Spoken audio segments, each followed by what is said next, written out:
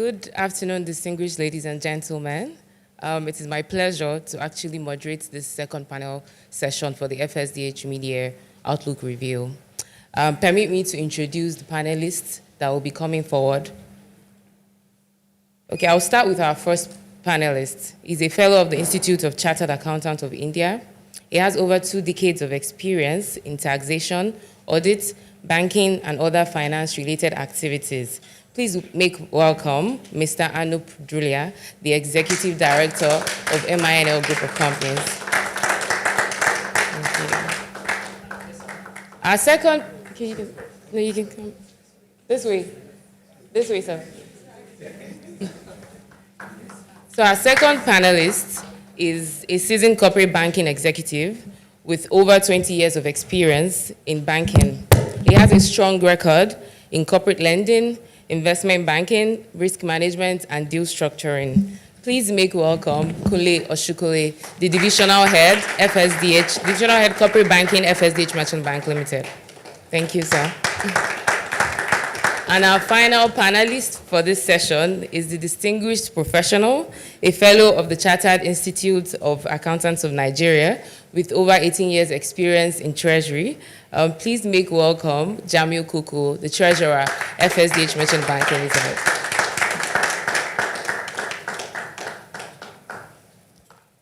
Very quickly, we'll be proceeding to the session.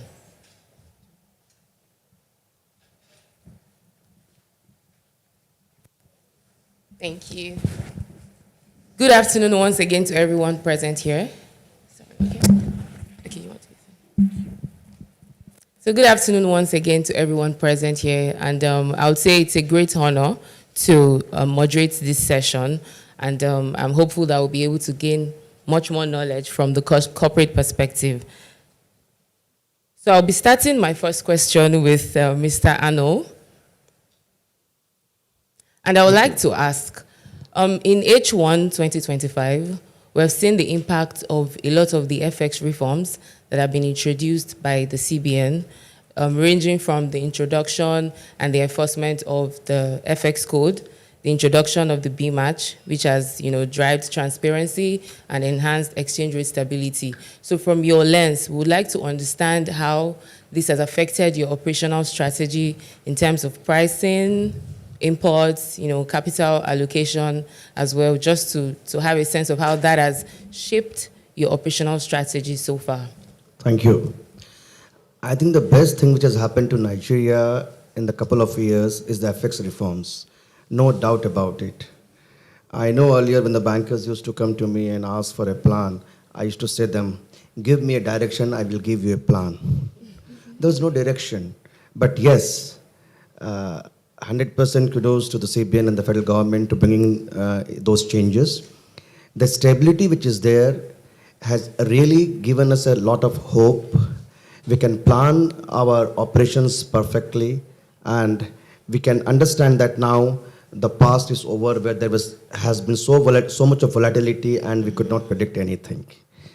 Yes, the pain was there because the devaluation has been very deep. But had it been delayed, it would have been brutal. So what I say is that, yes, let us take the pain, and we have taken the pain, and the past is over, and definitely this FX reform is the best thing to happen to Nigeria. Yes, and today we can definitely plan things well ahead.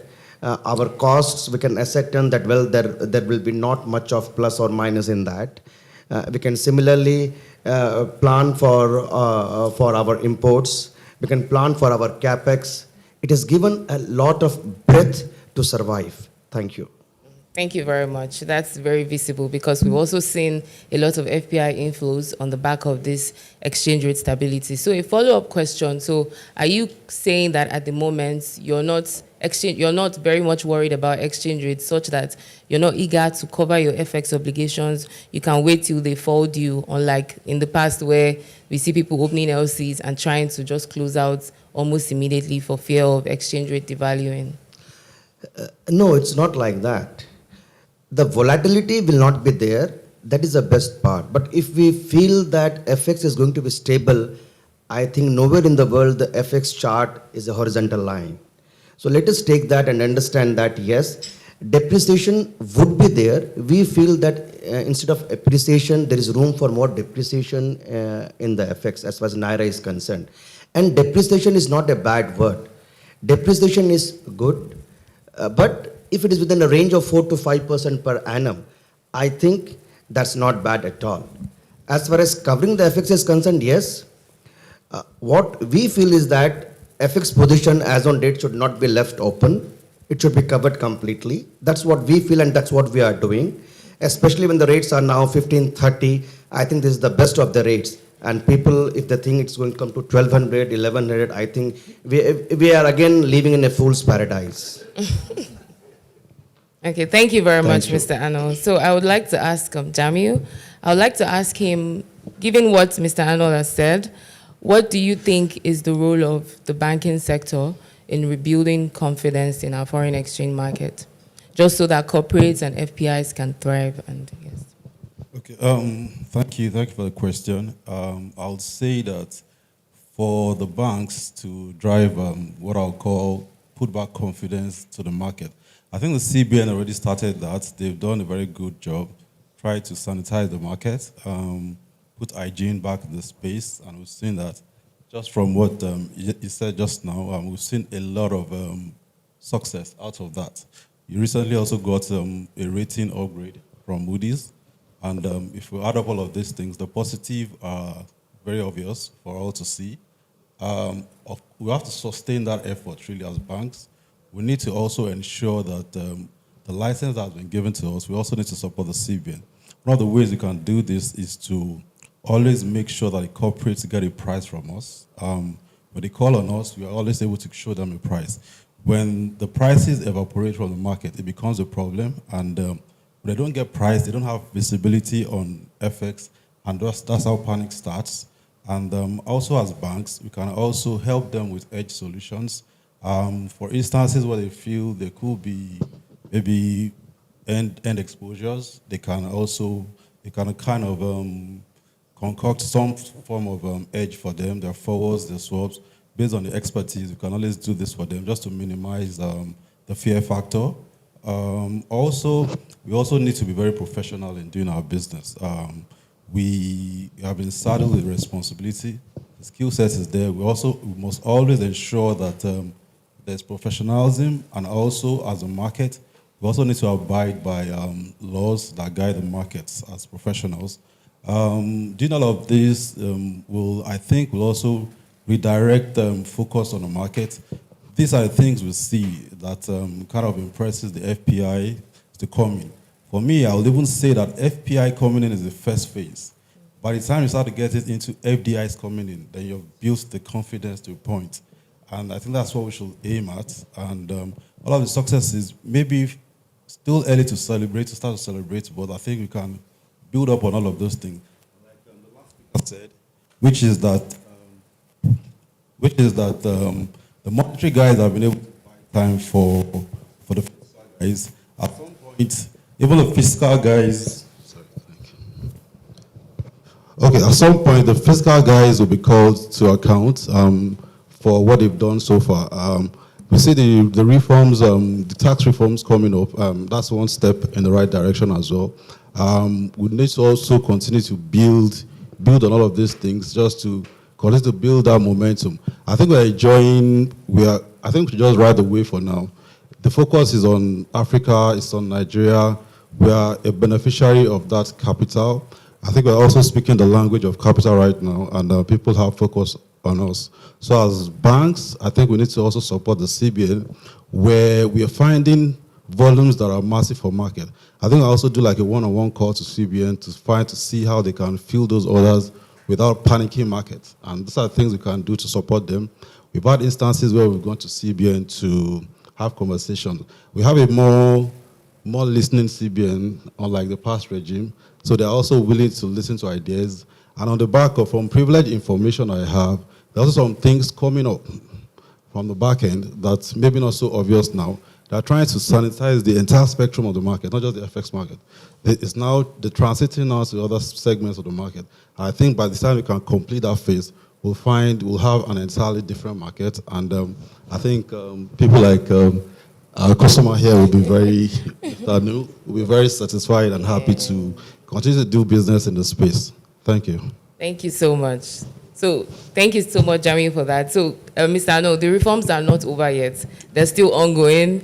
That's essentially what Jami is saying. So the fixed income market as well is being sanitized. All of that put together are the drivers of the stability, not just what is happening predominantly in the FX market. And he also mentioned that we shouldn't rejoice yet until when we start getting, FDIs. So hopefully the impact of these reforms will see, more of that as we proceed into H2. So I think we can move into inflation right now. So I'll be going to you, Kunle Oshunkule. So for now, we've seen inflation starting to moderate. However, I think we're still in a high inflationary environment.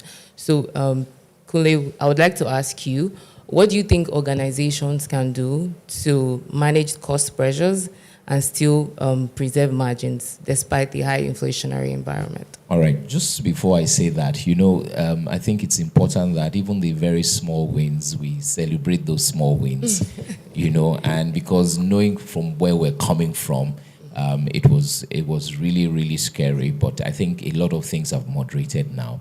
And talking about inflation, these inflationary pressures affect individuals out there because the companies are going to produce and sell to individuals. And when purchasing power has gone down, it means that the volumes that the companies are going to sell would also be impacted negatively. The companies cannot pass on all the costs to their customers. They can't pass on everything. So it means that inward, they need to look at how they reduce their costs and manage their costs effectively. And when you look at the costs that these companies are going have, there are operational costs, there are interest costs, there are FX costs. I think for the FX costs are something that is now quite stable. But like you said, we shouldn't over-rejoice yet, but at least it's a good thing that has happened is how do we continue to manage those FX costs and ensure that we are not out. He has said that rather than keeping long positions and all that, you close out some of your positions as fast as possible. Those are very important. Secondly, there are interest costs that companies are facing, and at rates in the 30s, those rates are not sustainable for any company to borrow at and to fund their at. When you have rates around 30%, no expansion is going on. You cannot do new asset acquisition because if you do an asset acquisition at 30%, in 3 years, you have repaid the principal. That is not good use of money. So, and where there's no asset acquisition, it means that expansion and new technologies to reduce costs may be difficult, which is why opportunities around borrowing from DFIs, maybe local DFIs and all that, come in place whereby you can have reduced interest rates so that at least those costs can be managed. It is also important that customers begin to look at issues around negotiating some of their supplier contracts, because at this time, what you would see is that because they can't transfer all those costs, what kind of supplier contracts are you having? Are there things we can look into it that would reduce our costs? That's also important. Look at their supply chain again. Look at their products again. How can they reduce those costs so that at least they're not going out of business? I think if you look at this, they would be able to fight those inflationary pressures. And finally, companies continue to do issues around scenario planning, looking at their costs based on regulations. If costs increase to this, what do we need to do? And if they do this, and I know serious companies in the country will continue to do that so that they can minimize their operational costs, they can be more efficient, they can optimize it so that at least they can protect their margins. Thank you very much. So I also want to ask a follow-up question that how have you been able to, given the inflation-driven pressure, have you also been able to manage, your loan book? Because inflation drives, consumer lending. So how have you been able to manage So that as well? thank you, Tayo. So with rates, like I said, in the 30s, if one is not careful, you could be building non-performing loans. And it's important that you don't do that. So one of the things that for us it's very important is critically looking at the business we're funding and financing. Also getting closer to our customers to understand their processes even at this time, to ensure that all the variables in their business are looked at properly. You want to know what their cycles are, ensure that those cycles tight enough. You want to know that when they're doing any form of investments, what kind of returns are these investments going to have? Because if you don't do that, there is a possibility whereby you can book bad loans. But also working with our customers is to ensure that where there are opportunities for alternative lending, we present those opportunities for them. For instance, in the last few months, there has been some opportunities in some industries, and in those industries, they're able to borrow at cheaper rates, and because they're able to borrow at cheaper rates, you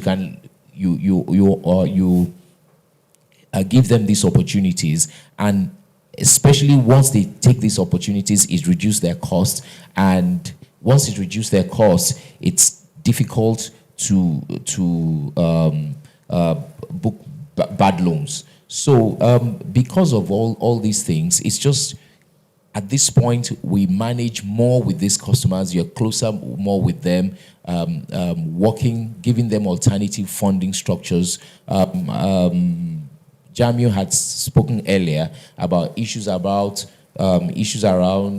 structures that you can do so that customers can have better returns. Thank you. Thank you very much, Kunle, for that. It was very insightful. So, Mr. Arnold, I would like to ask a follow-up question as well. So, because of the reduction in purchasing power, we've seen a lot of companies, repackage their items, bulk breaking, just so to drive consumer sales and all of that. So wanted to ask, is your approach changing towards H2? Are you also going to adopt this marketing strategy, or what's your plan? Yes, you are very true.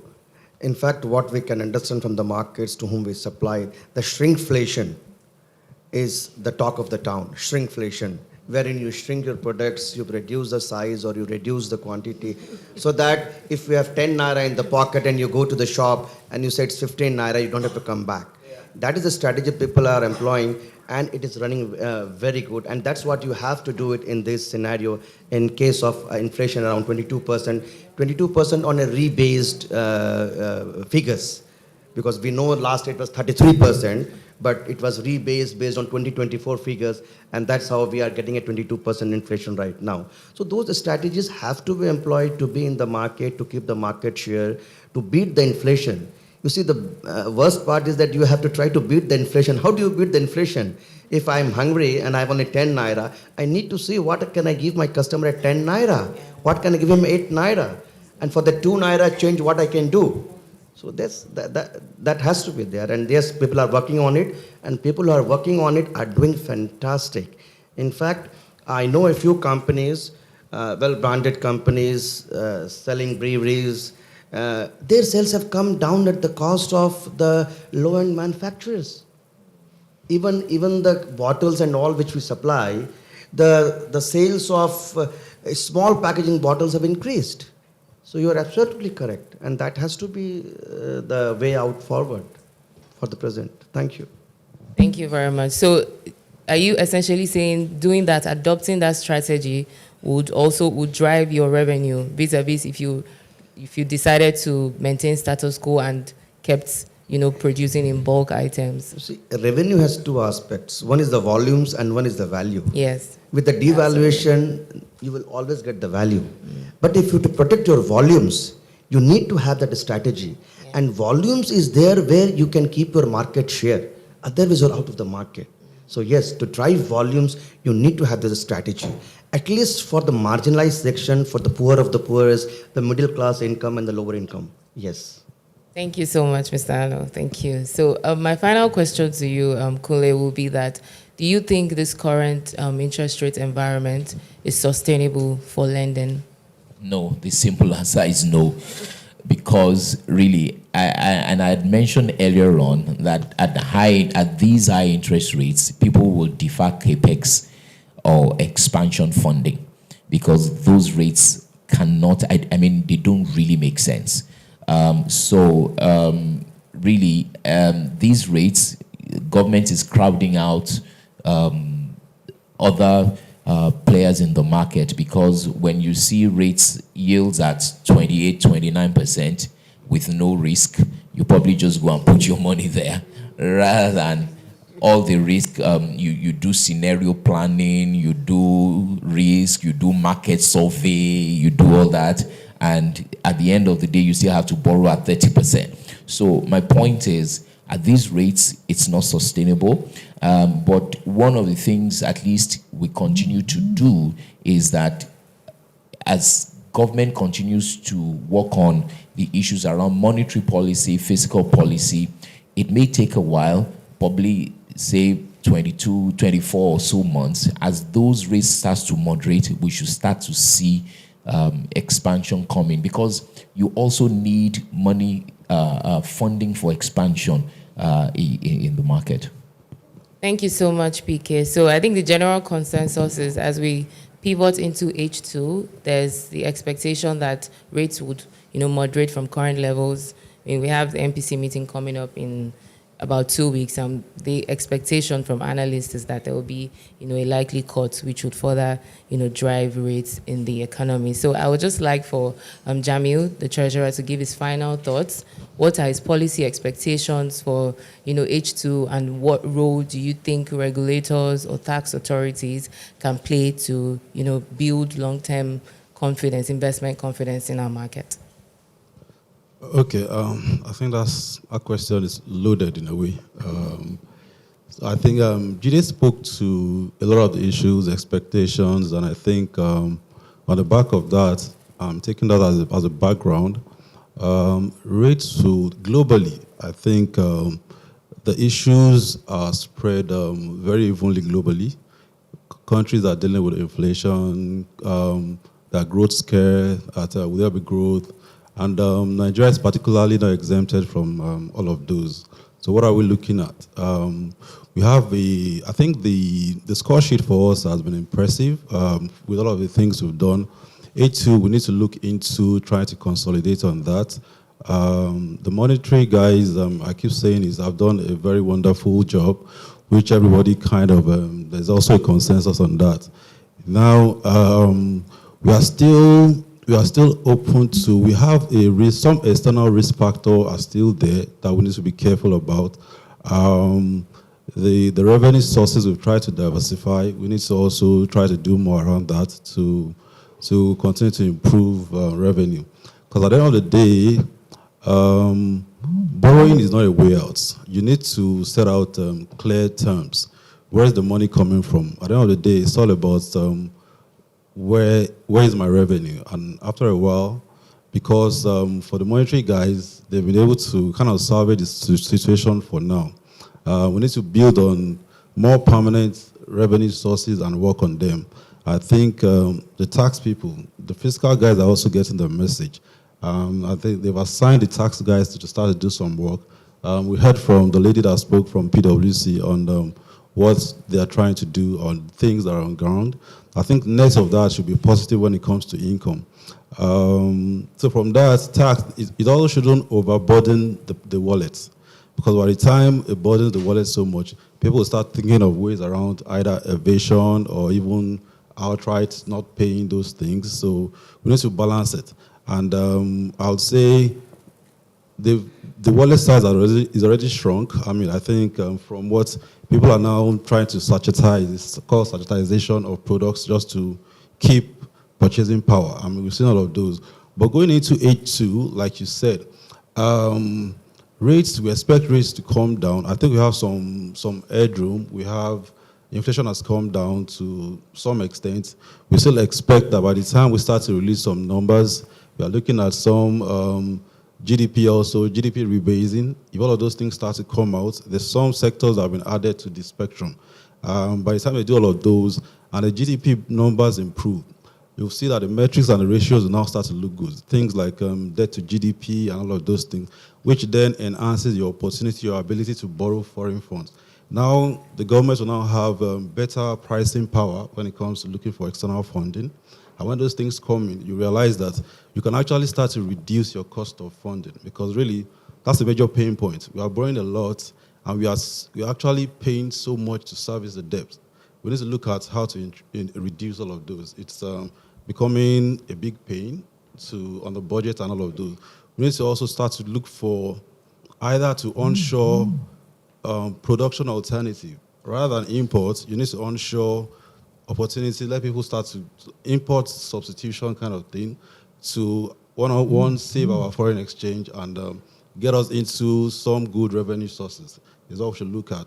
For FX, we are 153 levels now. I think those are decent levels. There will be pressure points. We saw one, and I think more importantly is even how we handle the pressure point, more than that it's appreciating.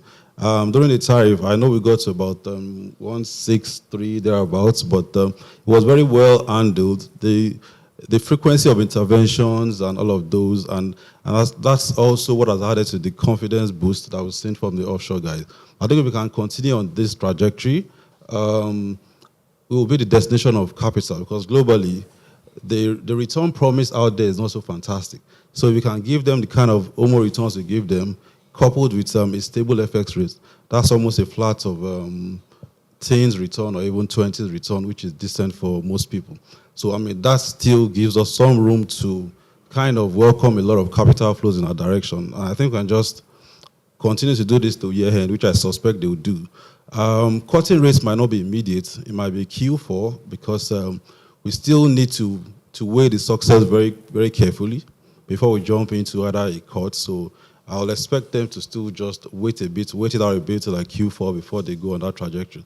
Now, cutting rates might not exactly be a bad thing. For the guys that want accrual, it might look like it's a bad thing. But for the guys in the market that are trading, that have positions to defease, that have profit to make, it's also not bad for them. They're looking at rates coming down actually, so they can make money. So I think it's just two sides of a coin, really. But in all, we want to reduce our borrowing cost, and I think we can do that by some of these things I've said. I mean, I think a lot of things are actually in our favor, so we can continue on this trajectory. People will make income, equities markets will boom, there's talk of AI. In the equities market, I think people, they're also, I would say, sector specific. It's not, I won't say it's general, everybody doing well in the stock market. Now, also, the kind of investments people do, I've also seen that people are not doing value investments. I mean, when there's so much liquidity, there's inflation, people tend to just follow the crowds, buy things, which then kind of overvalues a lot of assets out there.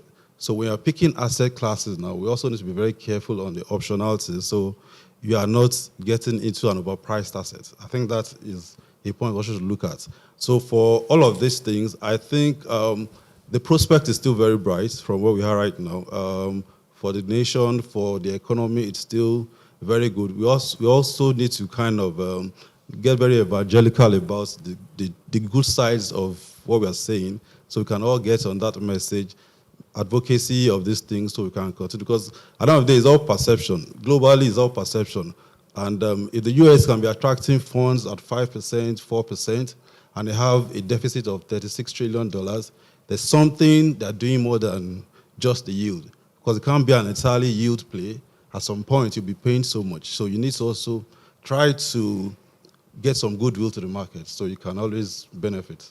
And those will be my words. Thank you so much, Jami. I think that was a loaded response. And he has said we should be evangelical about the good things that, the Nigerian economy is doing so we can attract more flows. I think that will be the end of this panel session. And I just want to use that medium to appreciate my panel members. And please, can we give them a round of applause as they go back to their seats? Thank you very much. Please, let's file them for pictures.